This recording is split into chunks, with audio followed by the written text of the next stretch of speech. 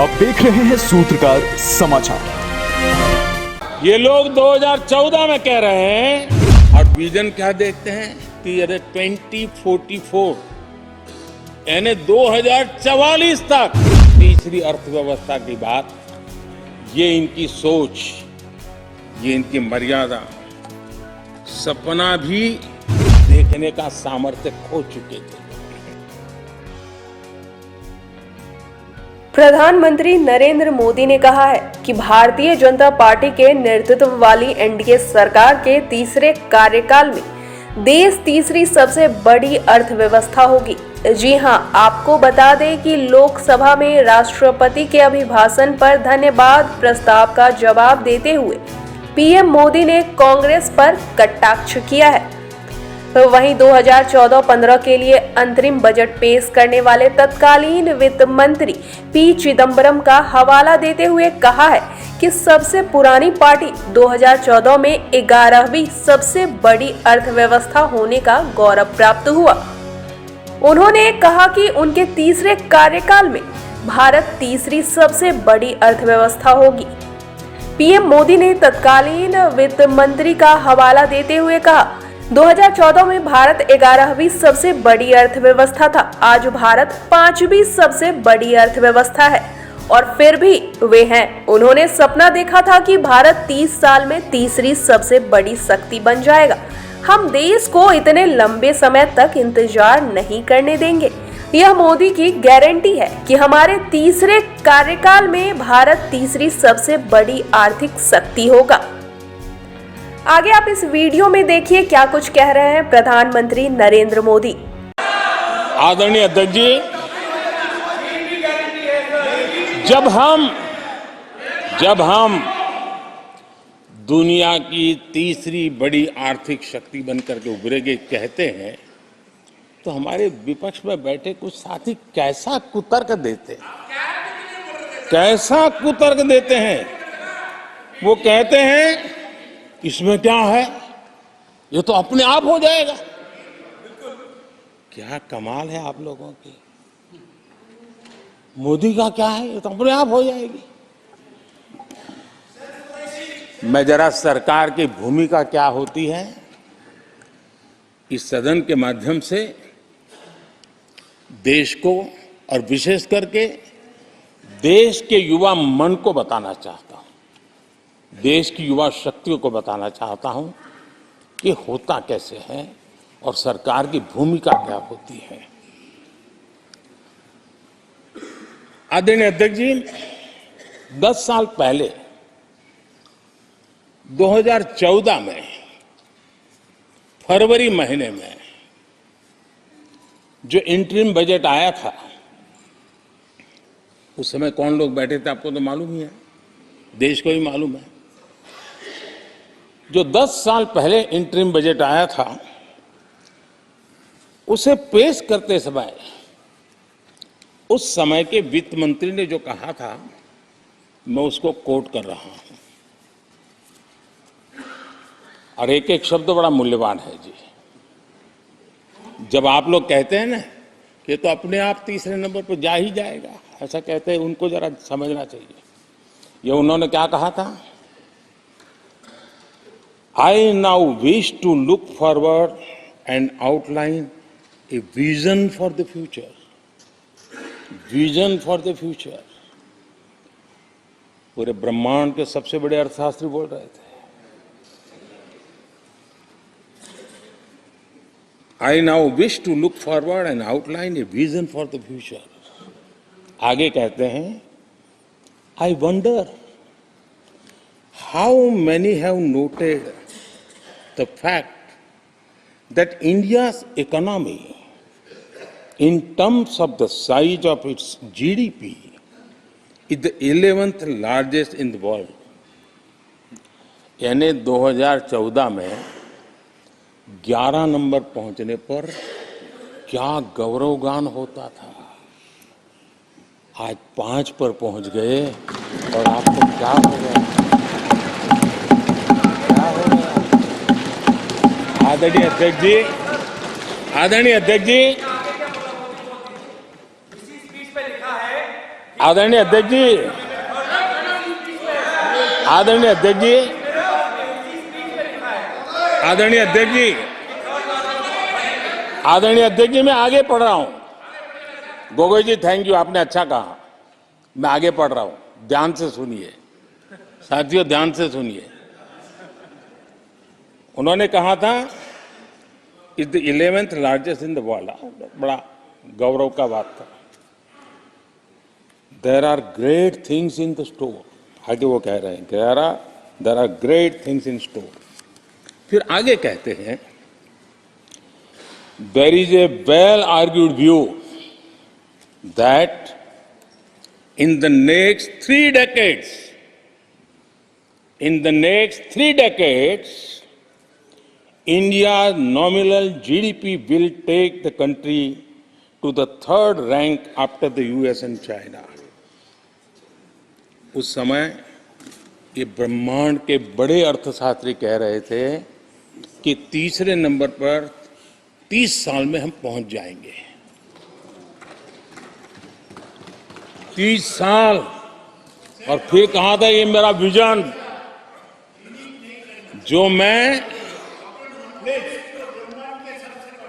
मनमोहन सिंह नहीं थे उस वक्त। मनमोहन सिंह नहीं थे।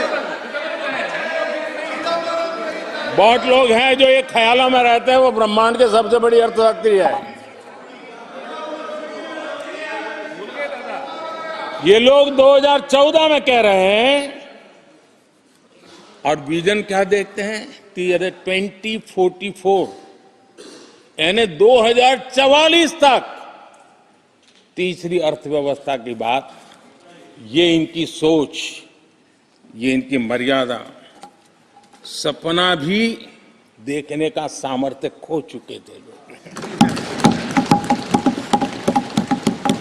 संकल्प तो दूर की बात थी।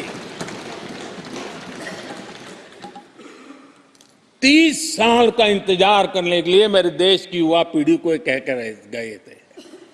लेकिन हम आज आपके सामने विश्वास से खड़े हैं, इस पवित्र सदन में खड़े हैं और मैं आपको विश्वास दिलाता हूं कि 30 साल हम नहीं लगने देंगे। ये मोदी की गारंटी है। मेरे तीसरे कार्यकाल में देश दुनिया की तीसरी आर्थिक शक्ति बन जाए।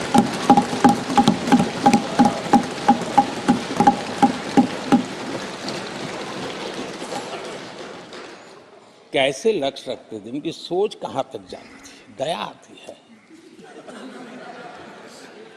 और आप लोग 11 नंबर पे बड़ा गर्व कर रहे थे, अब 5 नंबर पहुंचा दिए जी।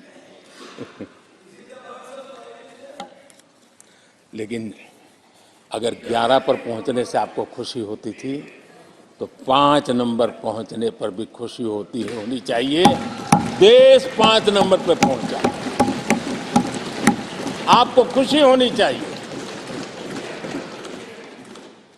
किस बीमारी में फंसे पड़े हो।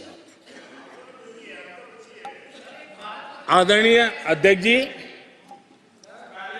भाजपा सरकार की काम करने की स्पीड, हमारे लक्ष्य कितने बड़े होते हैं, हमारा हौसला कितना बड़ा होता है, वो आज पूरी दुनिया देख रही है।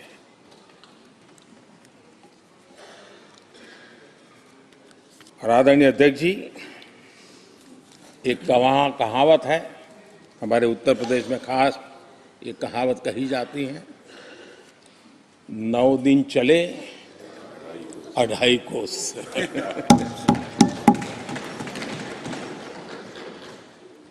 और मुझे लगता है कि ये कहावत पूरी तरह कांग्रेस को परिभाषित कर देती है। ये कांग्रेस की सुस्त रफ्तार, कांग्रेस की सुस्त रफ्तार का कोई मुकाबला नहीं। आज देश में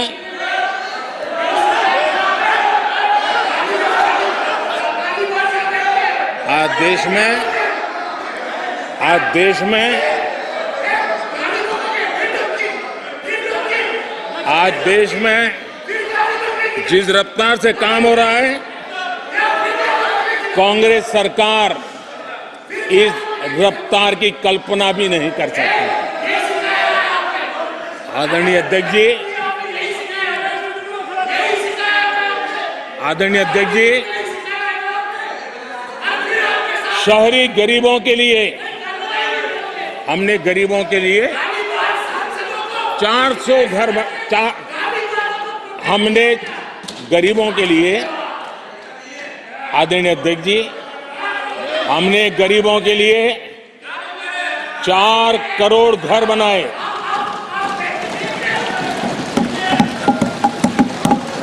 और शहरी गरीबों के लिए 80 लाख पक्के मकान शहरी गरीबों के लिए बने।